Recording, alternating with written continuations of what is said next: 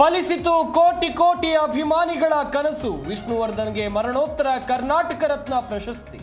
V ಸರೋಜಾದೇವಿಗೂ Karnataka Ratna ಗರಿ.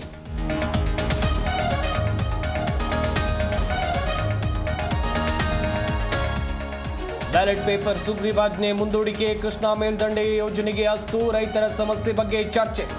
ಕ್ಯಾಬಿನೆಟ್ನಲ್ಲಿ ಹಲವು ಮಹತ್ವದ ತೀರ್ಮಾನ.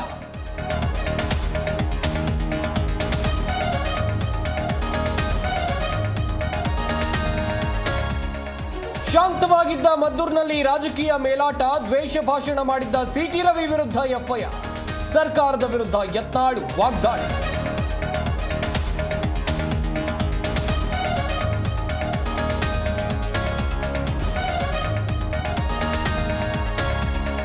ಧರ್ಮಸ್ಥಳ ಶವಹೂತ ಪ್ರಕರಣದ ತನಿಖೆ ಚುರುಕು. ಎಸ್ಐಟಿ ವಿಚಾರಣೆಗೆ ಬುರುಡೆ ಗ್ಯಾಂಗ್ ಹಾಜರ್. ಆತ ಯೂಟ್ಯೂಬರ್ ಸುಮಂತ್ ವಿರುದ್ಧ ಅಭಿಷೇಕ್ ದೂರು.